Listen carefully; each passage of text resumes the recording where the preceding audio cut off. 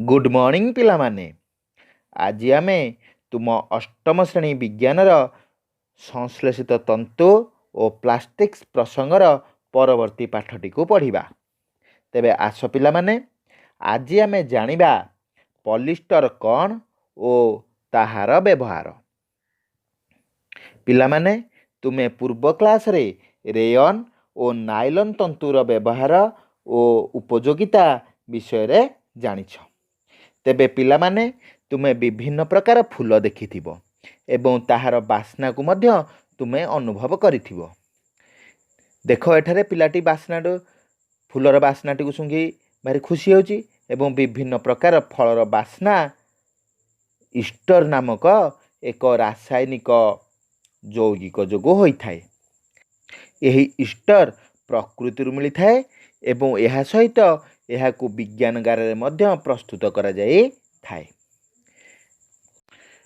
तुमे व्यवहार करुथिबा विभिन्न प्रकार अतरर सुगंध एवं तुमे पिउथिबा ठंडा पानीय रे मध्य एही ईस्टर को मिसा जाई थाए एवं विभिन्न खाद्य पदार्थर बास्ना को बढ़ाइबा पई एवं भल स्मेल हवा पई एक प्रकार सुगंध द्रव्य मध्य ए ईस्टर प्रस्तुति करी मिसा जाई थाए। यह व्यतीत प्रकृति मध्य अनेक ईस्टर मिली थाए। विज्ञानगार रे आजिकाली ईस्टर यौगिक प्रस्तुत करागलानी एवं अनेक प्रकार ईस्टर यौगिक को एकाठी करी पॉलिस्टर बा पॉलिस्टर यौगिक विज्ञानगार रे प्रस्तुत करा जाउछि। ए जो विज्ञानगार रे विभिन्न प्रकार पॉलिस्टर प्रस्तुत करा जाउछि सेथि मध्यरु टेरिलिन अन्यतम। एही टेरिलिन अन्य नाम डेक्रन। एथिरु मुख्यतः सूता प्रस्तुत हुए एवं सेही सूतारु टेरिलिन बा डेक्रन वस्त्र बुना जाए। वर्तमान आस जानिबा टेरिलिन वस्त्र विशेषत्व और उपयोगिता।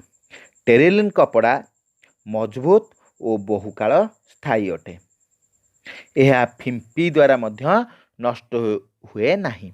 यह व्यतीत बैक्टेरिया और असरपा यह को क्षय करि पारंती नहीं।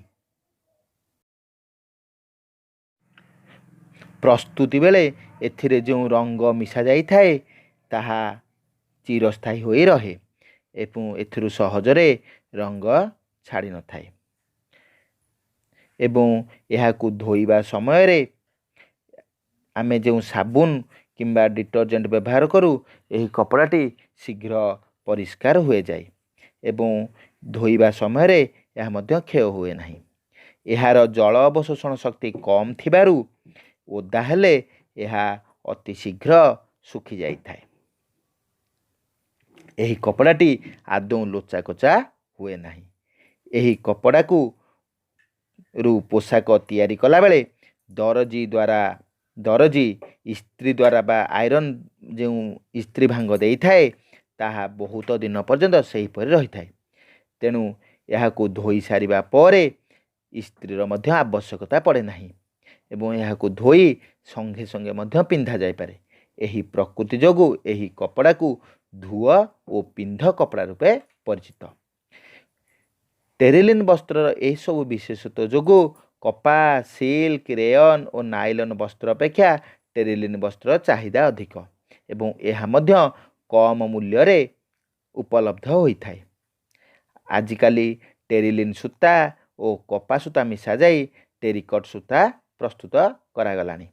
आस जानिबा पेट पॉलिस्टर कौन। पेट पॉलिस्टर पूरा नाम हेउछि पॉलीएथिलीन टेरपोथालेट एवं यह एक पॉलिस्टर अटे। विभिन्न जिनिष रखिबा पई बोतल जार केतक प्रकार बासनकुसन और ऑडियो कैसेट टेप एवं पाल बंधा डंगार पाल आदि पेट पॉलिस्टर प्रस्तुत करा जाए।